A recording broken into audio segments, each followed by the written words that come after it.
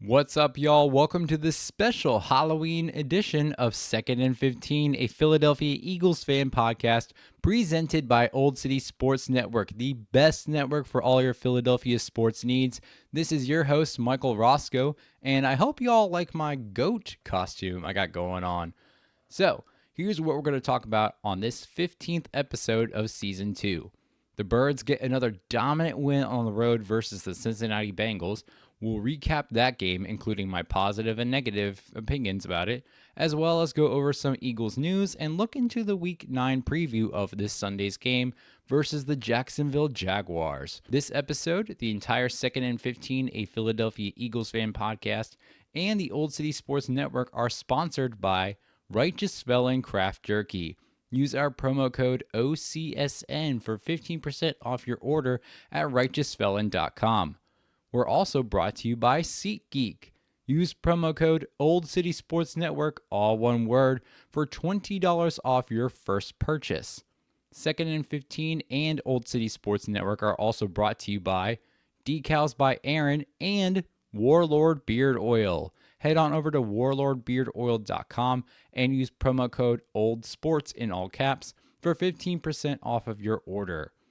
And finally, head on over to oldcitysports.com to help contribute to the production of the podcast and the network as a whole by purchasing some of our awesome merch, including t-shirts, hoodies, and more. All right, y'all, so let's dive into our first subject of the night, which is recapping the Week 8 game versus the Bengals. The Birds hadn't won in the city of Cincinnati in like over 24 years, something like that.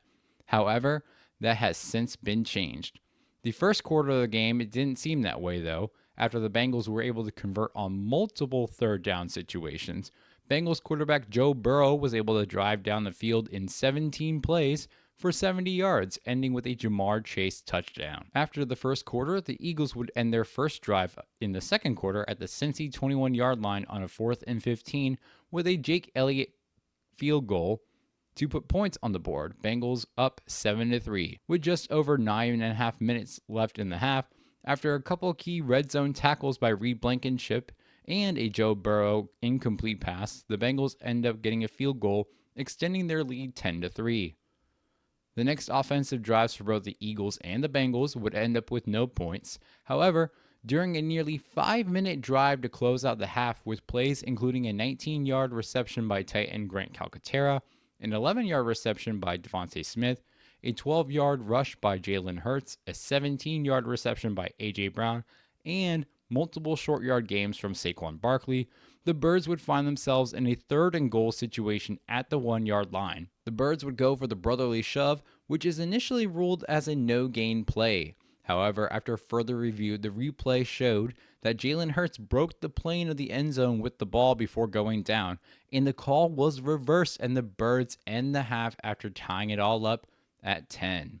The Birds would get the ball to start the second half, and after a couple more big gain receptions, including a 28-yard reception by Grant Calcaterra, the Birds find themselves in a 1st and goal from the Cincinnati 7-yard line.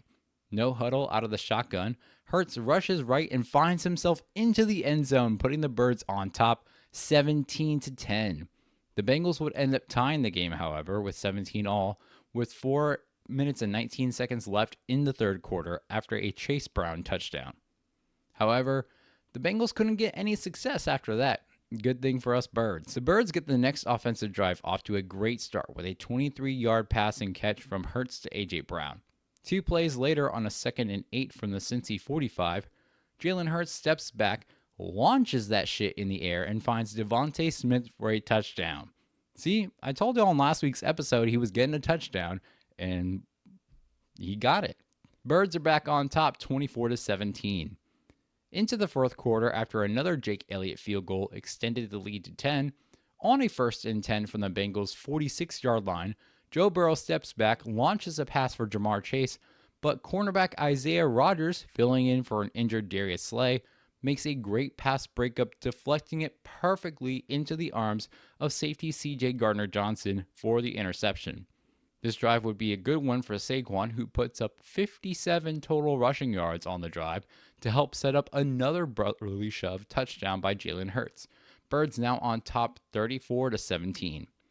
The Bengals just continued to fall apart and failed to get anything done, allowing another Jake Elliott field goal in the final 2 minutes, and the Birds come out with an astounding 37-17 victory after coming into this game as an underdog.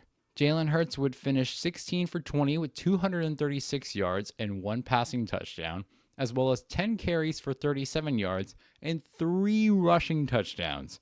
Easily the player of the game. Saquon Barkley would finish with 22 carries for 108 yards, and Devontae Smith would finish with 6 receptions for 85 yards and a touchdown. All right, before we go into discussions, overreactions, and opinions of that, I just want to give a quick update on the injury report from Wednesday. Now, here's a list of players that did not participate in Wednesday's practice.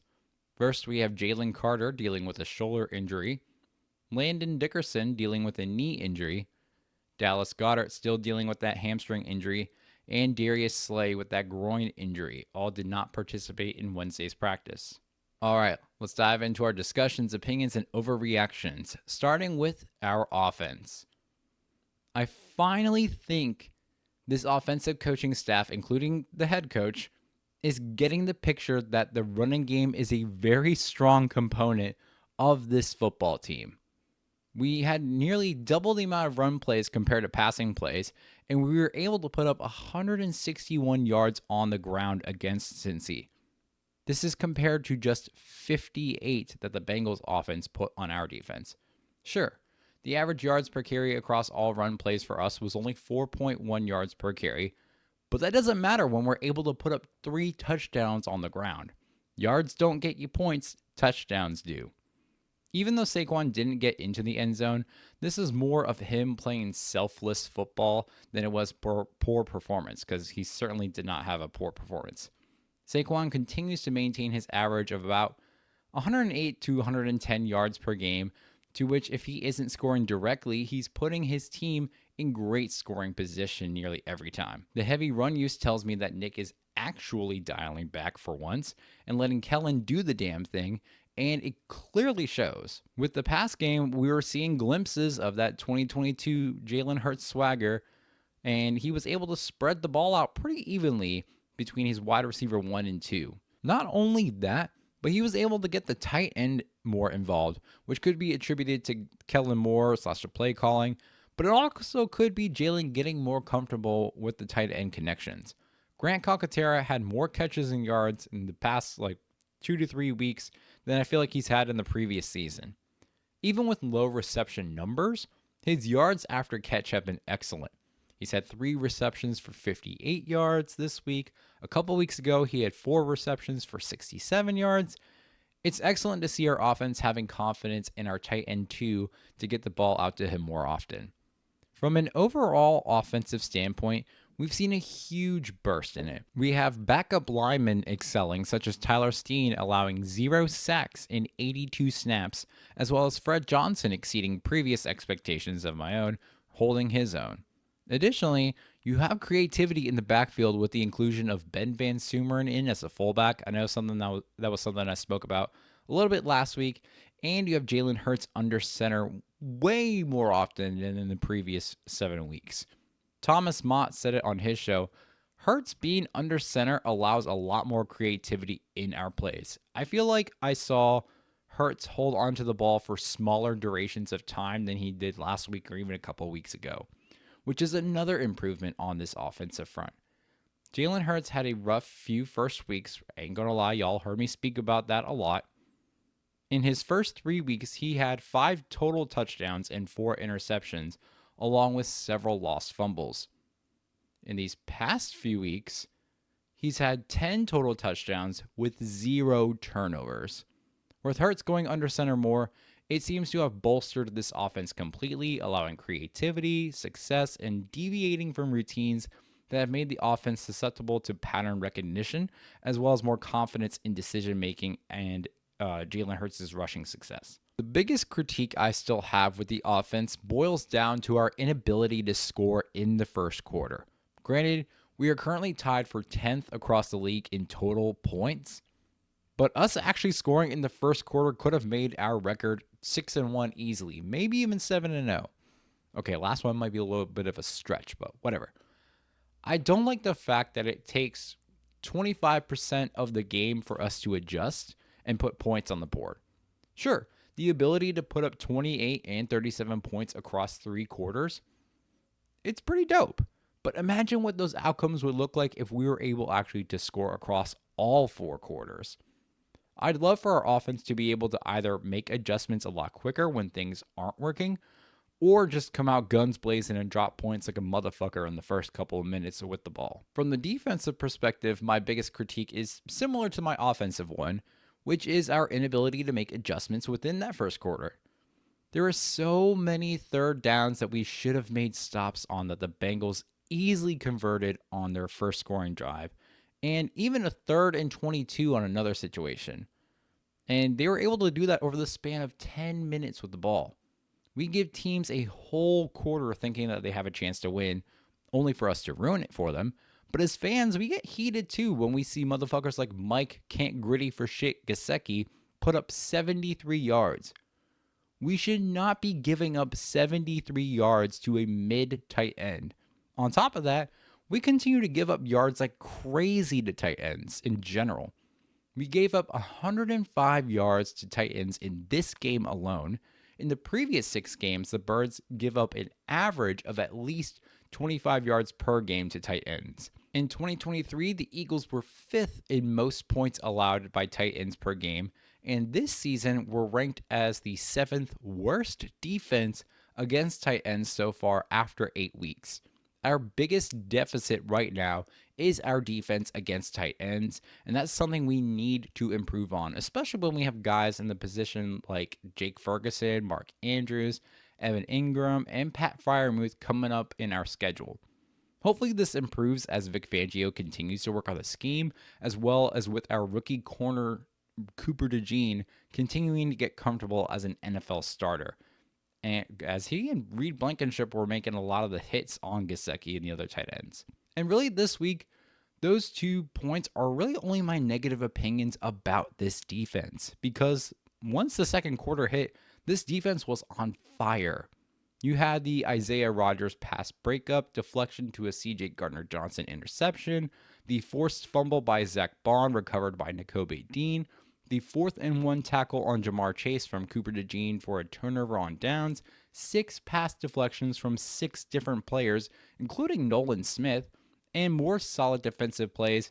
This defense is looking stronger and stronger each week. Hell, each position group looked extremely solid. The Bond-Dean combination is much more effective than I thought it'd ever be. Also, you have the corners of the future in Quinyon Mitchell and Cooper DeJean. Mitchell hasn't allowed more than 2 catches in 23 yards against wide receiver ones and has not allowed a touchdown yet. Cooper DeJean has a coverage grade of 87.2 and an overall defensive grade of 83.4 according to PFF, making him the 2nd best in the position. And this is after only being a starter for like half the season so far. Our safeties have been solid, seeing 3 interceptions between Blankenship and Gardner-Johnson so far, and our pass rush continues to improve weekly. I love the improvements this defense has made. They've gone from allowing an average of 24 points per game in the first 4 games to only 12 points per game on average in the last 3. Even if they don't show it right away, this defense has been showing tremendous upside as the weeks go on. All right, y'all, let's go into the Week 9 preview.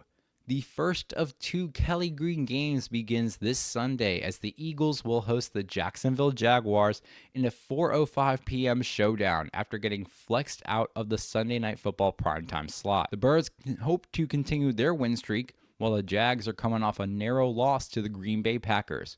Here are some things that I think we need to do in order to secure this win versus the Jags. Offensively, we should continue to increase the amount of plays under center and pre-snap motion. It's been successful for us, and it's been helping Jalen read defensive coverages from zone versus man, making his decision-making more fluid and intelligent. Additionally, this might be a game where we actually should utilize our pass game more than our run game. The Jags defense is currently ranked 9th in the league against the run, yet 31st against the pass, allowing over 270 yards per game on average, and a league-high 17 passing touchdowns. The Jags are one of the most zone-heavy defenses in the league, and we can use that to our advantage with the pre-snap motion with Jalen under center. With that, and with how much the Jags use zone, we can get creative with our play calling, such as faking handoffs to Barkley, since I imagine that the Jags are going to expect us to feed Saquon a lot, and getting the ball out to our slot receiver or even a tight end. Having more QB design runs, continuing to use Ben Van Sumeren as a fullback for runs up the middle, whatever the case may be. If Kellen is as effective with his play calling in this game as he was against the Bengals, there's no reason we shouldn't be putting up a lot of points. Defensively, we need to be on the lookout for Evan Ingram / tight end targets. It's no secret that we kind of suck against tight ends, and with Christian Kirk out for the season and both Gabe Davis and Brian Thomas Jr. banged up, it's not such a far-fetched idea to expect to see more targets to the tight ends. I hope to see Cooper DeJean making great plays against tight ends in coverage, and additionally, we should show/run a lot of blitzing, especially to the left side gaps of the line with Bond and or Nakobe Dean. The Jags starting left guard Ezra Cleveland is questionable with an ankle injury, and if he doesn't play, that puts a backup on that left side of the line to which we can exploit. Plus, with ETN banged up and Tank Bixley putting up 78 yards on the Packers, even though he's now banged up as well, we should anticipate Bigsby on having a lot of touches, and we'll need to make a stop on him early up the middle, especially on those third and short situations. With the wide receiver injuries, whether they play or not, we should have Quinyon run against Brian Thomas Jr. Earlier in the month, Thomas Jr. was in the top 10 in wide receivers in terms of creating separation in man coverage. With Kirk out, Thomas is going to be the primary wideout target, and we'll need someone like Mitchell on him, especially if Slay isn't 100% ready to go by Sunday. All right, let's end tonight's episode with some predictions. A home game with the Kelly Green jerseys and the way we've been performing, I see us having a big game. I'm predicting we have like a 30-14 victory over the Jags. I can see Saquon having a touchdown, Devontae Smith having another touchdown this week, and I'm seeing a tight end getting a touchdown, whether that be Goddard or Grant Calcaterra for his first NFL TD. I see a tight end getting into the end zone for us. Then I could see Jake Elliott putting up like 3 field goals to get us up to 30.